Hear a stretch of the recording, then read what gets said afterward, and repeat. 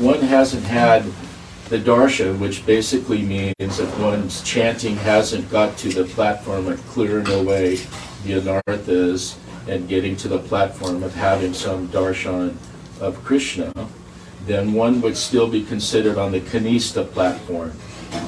So then the second, and that was the question, yes or no, if I understood it properly. The second part of it was, well then if one's accepting Guru, one should accept Guru on the platform, because Srila Gurudev and Prabhupada and so many of our acharyas have all said at least accept Guru who's on at least the Madhyam platform. The Madhyam platform, if I understood correctly, then that devotee should have the darshan, should have had at least one of the three different ways, darshan of Krishna, to be able to Madhyam, but to speak of Ruchi and higher. So that was the question in two parts. The holy name is Sri Krishna himself. And if the chitta is clean, Shuddha chitta, that's not even Shuddha Sattva Visheshatma. Yes, it is or no? No, not even that, because that's the stage of Bhav. But even before the stage of Bhav, when the devotee enters into the Madhyam Adhikari, he has a vision also. But you see, his chitta becomes clean. That means it's very sattvic. And then when the devotee chants the holy name, the Swarup of Sri Krishna and his qualities and associates gradually is reflected there in that chitta. So that reflection is coming from Swarup Shakti, the internal potency, reflecting in his chitta. But what happens in the stage of Bhav? Srila Vishwanath Thakur is giving an example that if one has the parad, that means the sulfur and mercury. Sulfur and mercury, they don't mix together. But if you rub them, after a long time, then they transform and they become kaja. The sulfur is called gandak and parad is mercury. So parad and gandak. Parad is the mercury and gandak is sulfur. So they don't mix. But after the rubbing for some time, then they mix together and become one substance. So that means that sadhana is darshan, and the stage of sadhya bhav is also darshan. But in the stage of sadhana, the darshan is reflecting in the heart, but the swarup shakti and the chitta have not mixed together yet. So by continuing to chant in the stage of ruchi and asakti, slowly, then suddenly the chitta melts and becomes one with the vritti of swarup shakti. And so the stage of bhav has been described, Shuddha Sattva Visheshatma, that means Samvit and Ladini. Prem Soyangsu Samyabet. Then the ruchi bis chitta masrinya, the heart melts. Krida so bhava uchate. So that means before the stage of bhava, in the stages of nishta, there's some realization of Krishna's form and qualities. In the stage of ruchi, of his sweetness and associates. In the stage of asakti, there is the abhasa, one's own swarup. You can see the Bhajan Rahasya in the chapter 5 on the subject of asakti. There Srila Gurudev describes how there's the abhasa, the realization of your swarup. That means everything is coming, the realization is coming, but as a reflection on the chitta. It's still the action of Swarup Shakti, but the Swarup Shakti and the chitta have not blended together fully yet.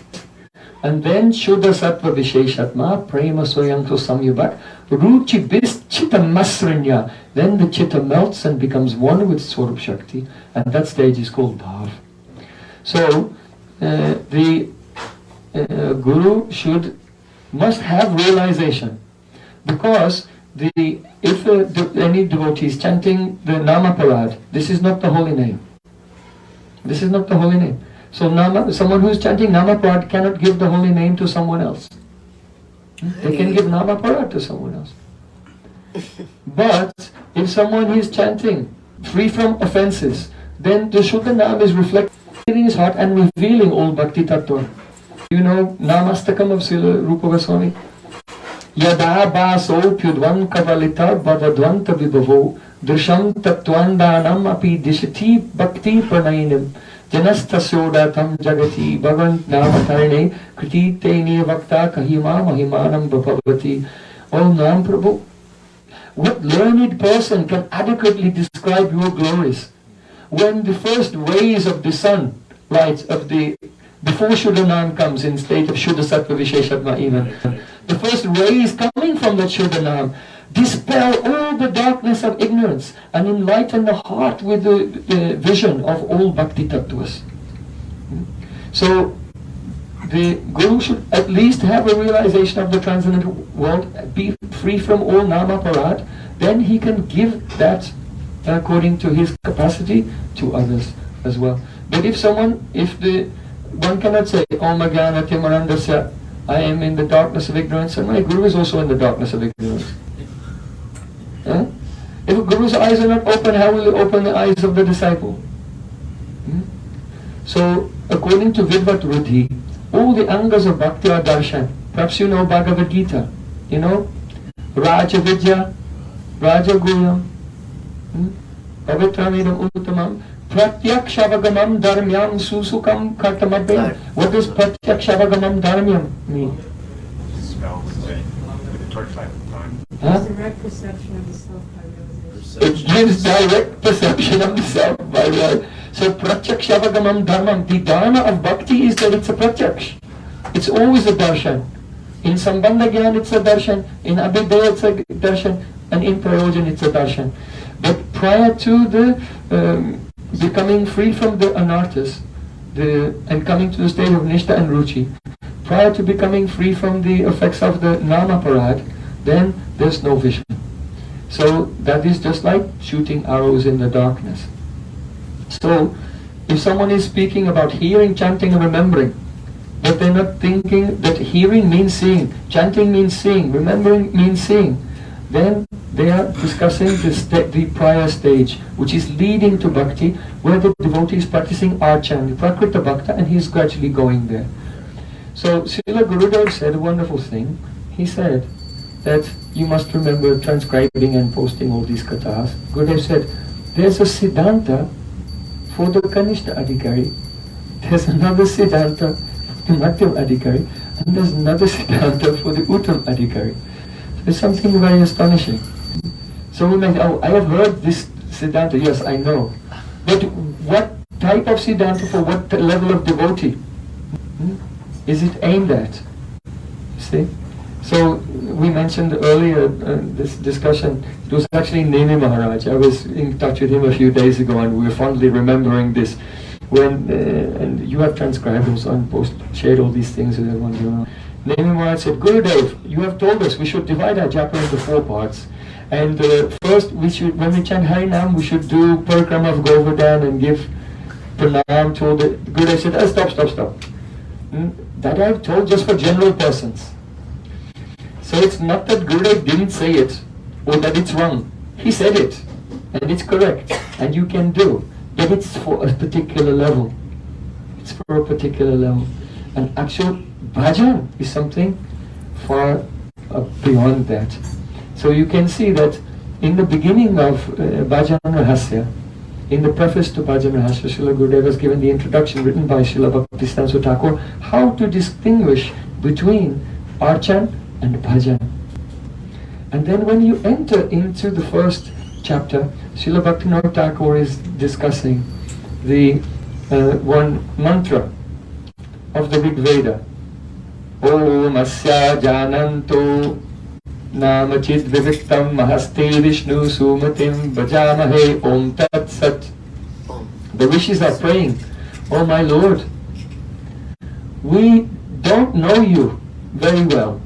We know that there's God and that you exist, but we have not realization. But how wonderful it is that simply by repeating your holy name, that we will attain the full realization of you. Why? Because Om Tat Sat. Om means the holy name. Tat means Supreme Lord. The absolute truth is none different from that holy name. And Sat means Swatta Siddha, self-manifest. Nam Prabhu reveals himself to those who are serving the Nam by Aksharabhyas, the repetition of the syllables of the name. Now Srila Bhaktivinoda Thakur is very specific here. He's saying, in Bhajan Rahasya, we are not discussing the subject of Archan. We want to discuss Param Vijayate Sri Krishna Sankirtanam. The all glories to Sankirtan. Sankirtan, the holy name, is the Purna Anga of Bhakti. Nava Veda Bhakti Nava Bheda Bhakti Purna Nama Hoite Hoi. Chaitanya Mahaprabhu said that Sankirtan is the Purna Anga of Bhakti. And the others, they are partial. And this Purna Anga of Bhakti, Sankirtan, is self-sufficient. It doesn't require the support or the help of the others. It is complete in itself. So Srila Bhaktivinoda Thakur describes that, he quotes one verse from Hari Bhakti Vilas, Yena Janma Shata Purvam Vasudeva Samachitaha Tanmukhe Harinamani Tattva Chistami Bharata. So if a person has an understanding of bhakti, they are prakrit bhakta in the initial stage, and their idea is not according to vidvat rudibriti. They're practicing bhakti, they think I'm doing bhajan, but they're actually doing archan. This is one stage. So Srila Bhaktivinoda Thakur is quoting this verse. It said, after doing archan for 100 lifetimes, then after that the holy name will appear on the tongue and one will do sankirtan. So the question comes, how can we come to that stage of bhajan? Rather than thinking I am doing bhajan but doing archan for hundreds of lifetimes. So for that, Maharaj explained it today in his class. Satam prasangan mama virya samvido bhavanti rit karna rasayana katha tad yoshnat ashokavagavatmani sraddha rati bhakti anukramisyati. One should stay in the association of pure Vaishnavas, because Shraddha, Rati, Bhakti, these are stages in development of our faith. Shraddha is the eligibility for archan, to enter into Bhakti. But how would that faith be upgraded so we can get Rati, and how will the Rati be upgraded so we can attain? Here Bhakti means Prema Bhakti, in a sequence, only by Satam Prasangam Mamavirya Samsadu. Association with Vaishnavas, you know. Srila Gurudev said that Srila Prabhupada's books, everything is in Prabhupada's books, but it's under lock and key. So everything is in Gurudev's books also, but you think it's not under lock and key? Only Prabhupada's books are under lock and key, but Gurudev's books are not under lock and key. Is that what you mean to say? So all books are under lock and key, and the key is Satam Prasangam Mamavirya Samvido. Because they will speak a katha which is suitable for us in one stage. And then as we follow that faithfully, then they will again explain in another way, more evolved, to uplift us, and again and again.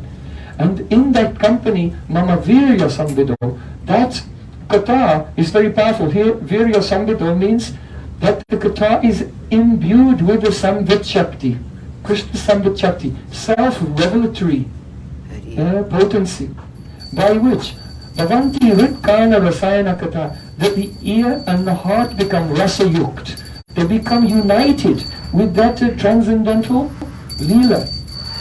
The Rasa Vaisa, Krishna is full of rasa. He is a killer Rasamrita Murti.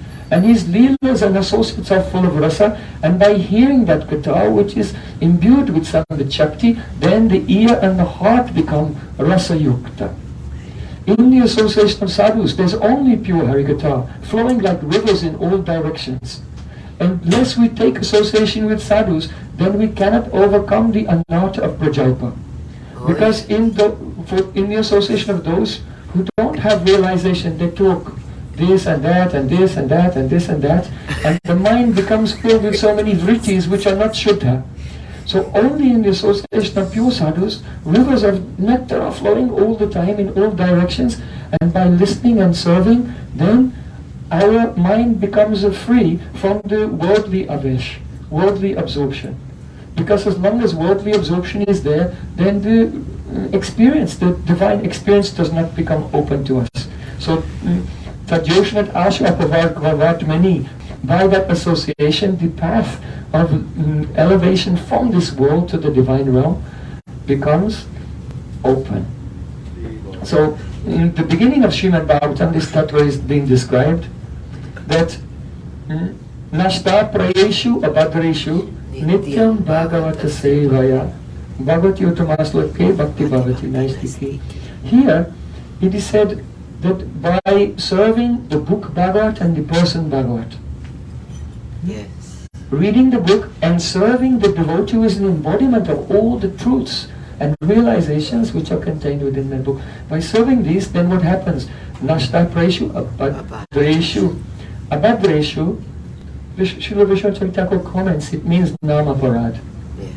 That by serving the pure devotees, one's tendency, how one is covered with so many Namaparads which are blocking one's progress, then by hearing gradually the tendency to perform Nama Aparad, it goes away.